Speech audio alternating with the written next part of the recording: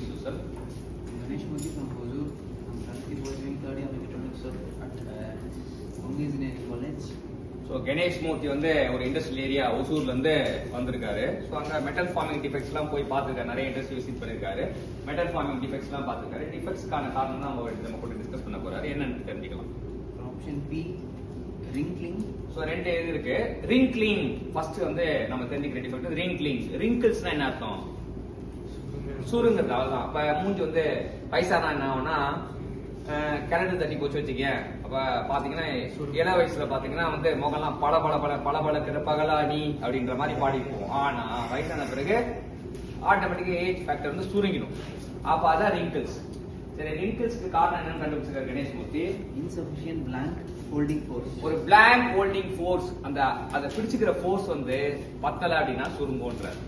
ஒரு metal farming பண்ணும்போது நம்ம மெட்டல் ஃபார்ம் பண்ணும்போது அது ஹோல்டிங் ஃபோர்ஸ் வந்து இன்சஃபிஷியன்டா இருந்தா wrinkling டிஃபெக்ட் வரும். சரியா? ஹோல்டிங் ஃபோர்ஸ் அது வந்து ஒரு பிடிக்கிறதுக்கு ஒரு ஃபோர்ஸ் கொடுப்பாங்க. அந்த ஃபோர்ஸ் பத்தல அப்படின்னா சுருங்கும். wrinkling வந்து insufficient blank holding force தான் காரணம். ரெண்டாவது wrinkling வந்து insufficient blank holding force. Second one orange peel. Orange peel. ஆரஞ்சுனா நீங்க ஆரஞ்சு பார்த்திருப்பீங்க. எல்லாருமே ஆரஞ்சு சோலை சாப்பிட்டிருப்பீங்க. அது வந்து உரிக்கும் போது அந்த மாதிரி அந்த ஆரஞ்சு பீல் மாதிரி ஒரு டிஃபெக்ட் வந்து உருவாகுன்றாங்க. அதுக்கு காரணம் வந்து லார்ஜ் கிரெயின் சைஸ் வந்து லார்ஜா இருந்தா ஆரஞ்சு பீல் டிஃபெக்ட் வந்து மெட்டல் ஃபார்மிங்ல வரும் அப்படின்னு தெரிஞ்சுக்கலாம். தேர்ட் ஒன் வந்து ஸ்ட்ரெச்சர் ஸ்ட்ரெயின்ஸ். ஸ்ட்ரெச்சர் ஸ்ட்ரெயின் அப்படின்னு ஒரு டிஃபெக்ட் இருக்கு. ஸ்ட்ரெச்சர் ஸ்ட்ரெயின்னா நம்ம ஸ்ட்ரெச் பண்ணும்போது அது ஸ்ட்ரெயின் ஆகும்.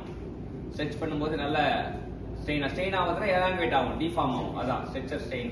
எதனால வருதுன்னா yield point elongation. yield point elongationனால வருது. ஸ்ட்ரெயின்னாலே எலாங்கேஷன் நீங்க தெரிஞ்சுக்கலாம். சோ அப்ப ஸ்ட்ரெச்சர் ஸ்ட்ரெயின்னா yield பாயிண்டோட எலாங்கேஷன் ஆகுது. அடுத்து வந்து இயரிங். இயரிங் அப்படின்னா வந்து அது ஒரு டிஃபெக்ட் தான். அது எதனால வருதுன்னா ஆனிசோட்ரோபினால வருது. Earing defect. இப்ப இந்த டிஃபெக்ட்லாம் எனக்கு என்ன சார் நீங்க ஏதோ சொல்றீங்க ஒன்னும் புரியல சார் அப்படின்னு நீங்க கேட்கலாம். ஆனா கூகுள்ல போயிட்டு நீங்க என்ன பண்ணா இமேஜஸ் ஆப்ஷன் இருக்கு இல்லையா, அதை சூஸ் பண்ணிட்டு இயரிங் டிஃபெக்ட் அப்படின்னு போட்டீங்கன்னா வந்துடும். எந்த மாதிரி டிஃபெக்ட், அது டிஃபெக்ட் வந்து கண்ணு முன்னாடி காட்டும். அந்த காம்போனன்ட்டை கண்ணு முன்னாடி காட்டும். நீங்க பார்க்கும்போது ஒரு you can get the better view. சரி, இயரிங் டிஃபெக்ட்னா என்ன, அப்புறம் வந்து ஸ்ட்ரெச்சர் ஸ்ட்ரெயின்னா என்ன, ஆரஞ்சு பீல்னா என்ன, ரிங்க்லிங்னா என்னன்னு தெரியும். சோ அப்ப அந்த ரிங்க்லிங்னா இதான் அப்படின்னு தெரிஞ்சதுக்கு அப்புறம் ஆட்டோமேட்டிக்கா அதுக்கான காரணத்தை கனெக்ட் பண்ணும்போது நமக்கு தெரியும். சோ நமக்கு ஒரு ஃபார்மிங் டிஃபெக்ட் வந்து இந்த ஃபார்மிங் டிஃபெக்ட் வந்து இந்த காரணத்தினால தான் வரும்னு சொல்லிட்டு கத்து கொடுத்த கணேஷ் மூர்த்தி.